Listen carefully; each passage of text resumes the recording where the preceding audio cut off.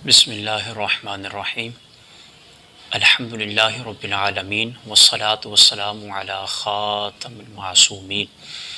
سامعین و ناظرین، میں ہوں آپ کا میزبان محمد آصف رضا اور آپ کو ہمارے یوٹیوب چینل محمد آصف رضا میں خوش آمدید۔ سامعین، آج آپ کے سامنے ایک بہت ہی اہم مسئلہ کی وضاحت کرنا چاہتا ہوں جو ہمارے ماحول میں رائج ہو چکا ہے کہ پورے گھر والوں میں سے ایک ہی بندہ قربانی کر دیتا ہے، تو ایک ہی بندے کا پورے گھر میں سے قربانی کرنا کیسا ہے؟ اور اس کے ساتھ ساتھ ہم نے جو پچھلی ویڈیو بنائی تھی کہ قربانی کے جانوروں کی عمریں کتنی ہونی چاہیے، تو وہاں ایک صاحب نے اعتراض کیا تھا، اس کے اعتراض کا جواب بھی ہم دیں گے۔ تو پہلے آتے ہیں آج کے مسئلے کی طرف کہ پورے گھر میں سے ایک بندے کی قربانی کرنا کیسا ہے۔ تو یہ جائز نہیں ہے کہ ایک گھر میں اگر دادا جی ہوں، ابا جی ہو، یعنی جوائنٹ فیملی ہو، بہت سارے افراد رہتے ہیں اور سب مال کے نصاب ہیں، ان کے پاس پیسے بھی ہیں، اپنا بزنس بھی کرتے ہیں، اپنا کاروبار بھی کرتے ہیں، اس کے باوجود ان میں سے ایک ہی بندہ قربانی کرتا ہے کہ یہ سب کی طرف سے ہو گئی، تو یہ بالکل ناجائز ہے، سب کی طرف سے ایک قربانی نہیں ہوگی۔ جیسا کہ آپ اس کو ایسے سمجھ سکتے ہیں کہ جو نماز ہے یہ ہر بندے پہ فرداً الگ الگ فرض ہے۔ اب ایک فیملی میں سے ایک بندہ کہے میں نے نماز پڑھ دی تو سب کی نماز ہو گئی، ایسا نہیں ہوگا۔ ایسے ہی روزہ ہے کہ یہ ہر بندے پہ الگ الگ فرض ہے۔ جو بندہ روزہ رکھنے کا اہل ہو، یعنی جس پہ روزہ فرض ہو جائے، شریعت کہتی ہے کہ اس پہ روزہ فرض ہے، تو جب اس مدت کو پہنچے گا تو ہر بندے پہ، ہر فیملی میں سے الگ الگ روزہ فرض ہو جائے گا۔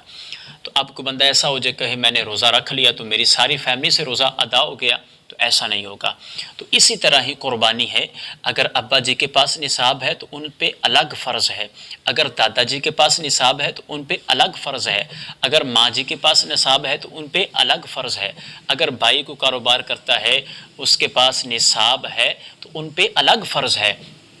تو ایک قربانی ایک ہی فیملی سے ایک کی طرف سے کر دینا یہ کافی نہیں ہے۔ اگر فیملی میں کافی سارے افراد رہتے ہیں اور ان کا اپنا کاروبار بھی ہے، وہ کماتے بھی ہیں اور سب مال کے نصاب ہیں، تو ان سب پہ الگ الگ قربانی واجب ہوگی اور ان سب کو الگ الگ کرنا ہوگی۔ اور نصاب کتنا ہے؟ وہی نصاب جو زکوٰۃ کا نصاب ہے، 52.5 تولے چاندی کی مالیت ہو جائے، تو جس کے پاس 52.5 تولے چاندی کی مقدار پیسے موجود ہیں اور وہ مقروض بھی نہیں ہے اور اس کی ضروریات زندگی سے الگ پیسے ہیں، تو وہ مال کی نصاب ہے، اس پہ قربانی فرض ہے۔ اور اتنی رقم اگر ماں کے پاس ہو تو اس پہ الگ فرض ہے، باپ کے پاس ہو اس پہ الگ فرض ہے، دادا کے پاس ہو اس پہ الگ فرض ہے، بھائی کے پاس ہو اس پہ الگ فرض ہے۔ یعنی کہ خلاصہ کلام یہی ہے کہ ہر فیملی میں سے جو بندہ جس کے پاس نصاب ہو اور وہ پیسے ضروریات زندگی سے زائد ہوں اور اس کے اوپر قرض بھی نہ ہو، تو اس پہ قربانی واجب ہے، اس کو قربانی کرنی چاہیے۔ اب آتے ہیں دوسرے اعتراض کی طرف کہ جو ہم نے عمریں بیان کی تھی اس میں کہا تھا کہ جو بھیڑ کی عمر ہے وہ 6 ماہ کا بچہ بھیڑ کا قربانی پہ لگ جاتا ہے، شرط یہ ہے کہ وہ دیکھنے میں 1 سال کا لگے۔ تو اس پہ اعتراض کیا گیا تھا کہ فتاوی نوریہ میں لکھا ہوا ہے کہ بھیڑ کی عمر بھی 1 سال ہونی چاہیے اور جو دمبا ہے وہ 6 ماہ کا لگ سکتا ہے۔ تو بھیڑ اور دمبا یہ دونوں بکرے کے نیچے آتے ہیں، اور اس کو ایسے سمجھے کہ بکرے کی جو عمر ہے وہ 1 سال ہونا ضروری ہے۔ اور فقہائے احناف کہتے ہیں اور جمہور کا مذہب یہی ہے، اور بہار شریعت میں مولانا امجد علی اعظمی صاحب رحمۃ اللہ تعالی علیہ نور اللہ مرقدہ، آپ نے بھی یہی لکھا ہے۔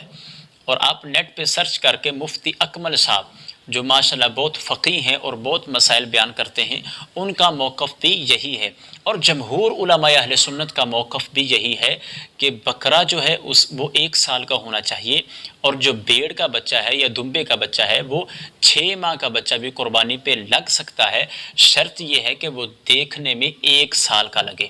یعنی ایسا بچہ ہے جو جانوروں کے ساتھ چر رہا ہو تو دیکھنے والے بیپاری اس کو دیکھیں تو وہ دیکھنے میں 1 سال کا لگے، اگرچہ اس کی عمر 6 ماہ ہے تو اس کی قربانی کرنا جائز ہے، اور یہی فقہائے احناف اور جمہور کا موقف ہے۔ دعا ہے کہ اللہ تعالی عمل کی توفیق عطا فرمائے۔ وآخر دعوایا ان الحمد للہ رب العالمین۔